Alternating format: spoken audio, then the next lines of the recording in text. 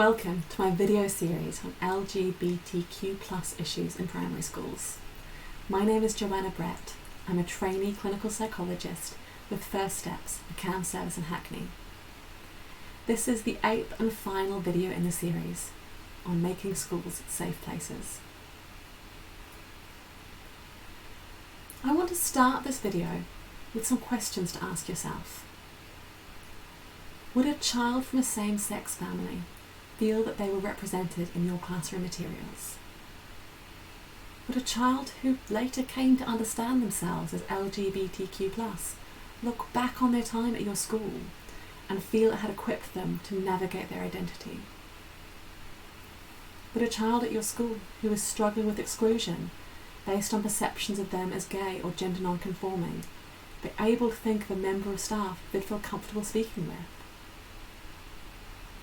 If it was you the child came to speak about that homophobic bullying, would you know what to do?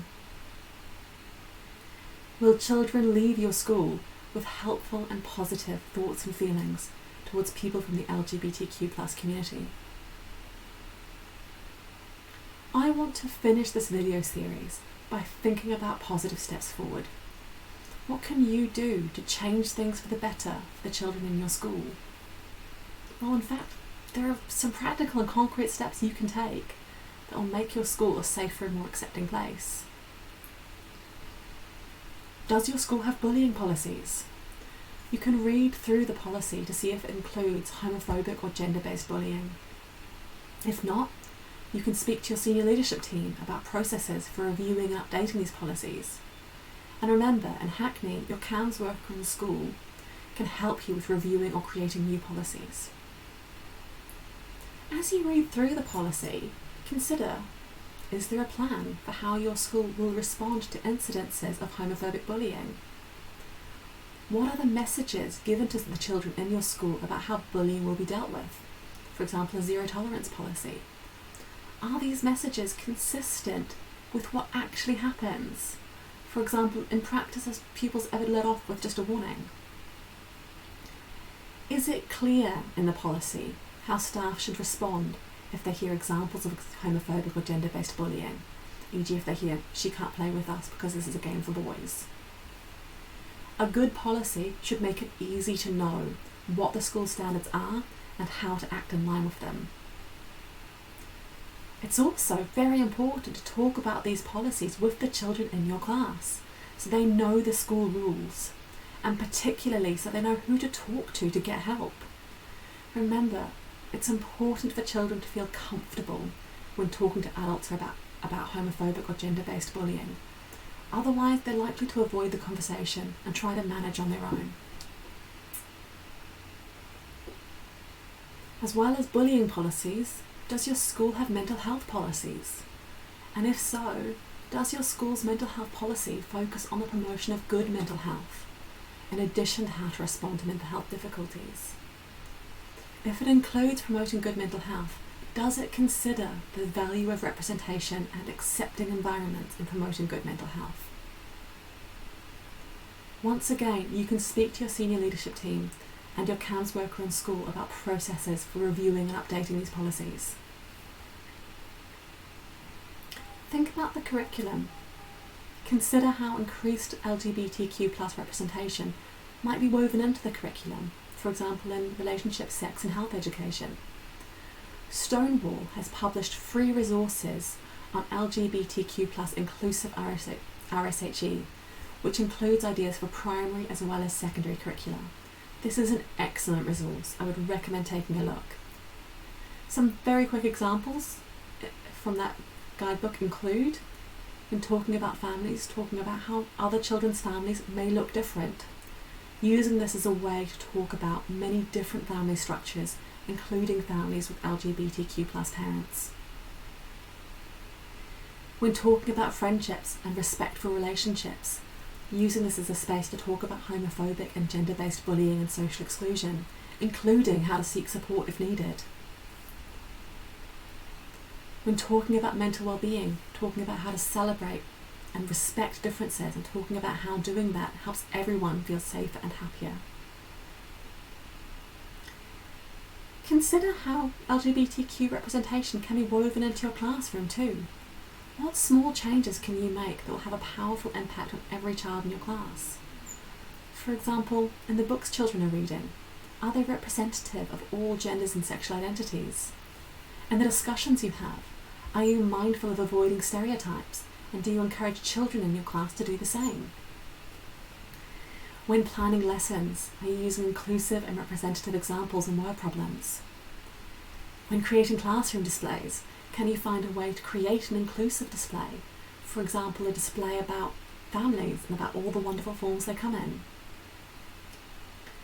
A key thing to remember is that children internalise messages around them as they grow up. So if your classroom is inclusive and representative, you're playing a key role in allowing each child to grow up feeling happy, confident and included. Now, to spark your imagination, here are some amazing display ideas for your classroom.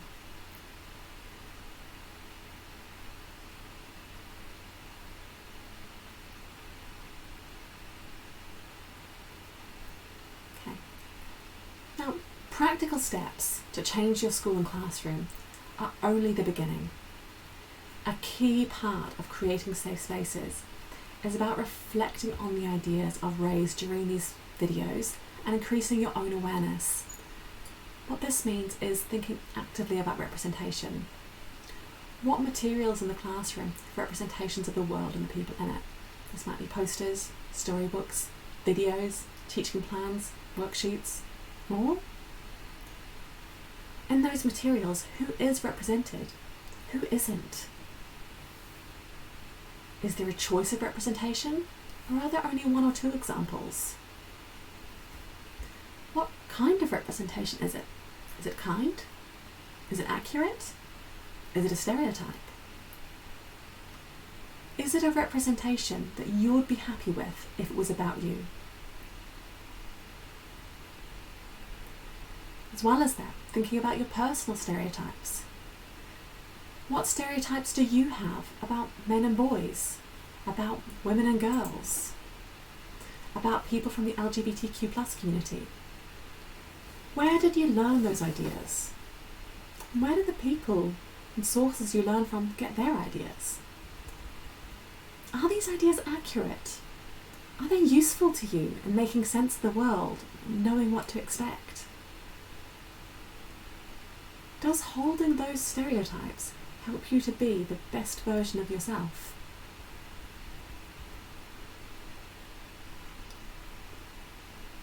Reflection also means reflecting on the ideas about LGBTQ+ identities that you may have absorbed from society. What are the ideas you hold? Do you hold any ideas that LGBTQ+ issues are not for children? Or that being LGBTQ+ may be a less healthy or happy outcome for children? Where did you learn those ideas? And where did the people and sources you learn from learn their ideas? Are these ideas accurate? Do you know enough LGBTQ+ people, or enough about them, to be confident of your conclusions? How might you learn more? And again, does holding these ideas help you to be the best version of yourself? Finally, thinking about what messages you may be unintentionally communicating to the children around you. What messages about LGBTQ+ people would you like the children in your class to learn? How might the language you use, the activities you choose, and the way in which you talk and use body language help pass over the messages that you want to pass over? You can reflect on these questions on your own, or you may find that you'd like to discuss them with a few others and exchange ideas. A key thing to hold in mind is that even if this particular topic is a new one to you, your existing skills and experiences are what will serve you best in putting these ideas into practice. Think back to other times you've had to have challenging or uncomfortable conversations with children in your care. The same skills and sensitivity you use there are what you might need to draw on here. If your career has been a long one, you will already have experience in adjusting to shifting cultural norms. For example, we now pay much more attention to mental health in the classroom than we did 20 years ago. Your experiences of adjusting and adapting, incorporating new ideas into your teaching style and curriculum will serve you well here as well. Now this is the final video in the series, so what can you do next? Well, you could schedule a staff meeting to reflect on or discuss this training. You could seek out more resources from Mermaids or Stonewall. You could access LGBTQ+ materials for your school or classroom. You could speak to the children about how they'd like to make this school a safe place for everyone. You can involve children in creating the displays. And you can ask your CAMHS worker in school for help reviewing or creating these policies. I hope that's given you plenty of ideas for where you can take things next. Thank you for joining me for this video series. I hope you found all of them interesting and useful.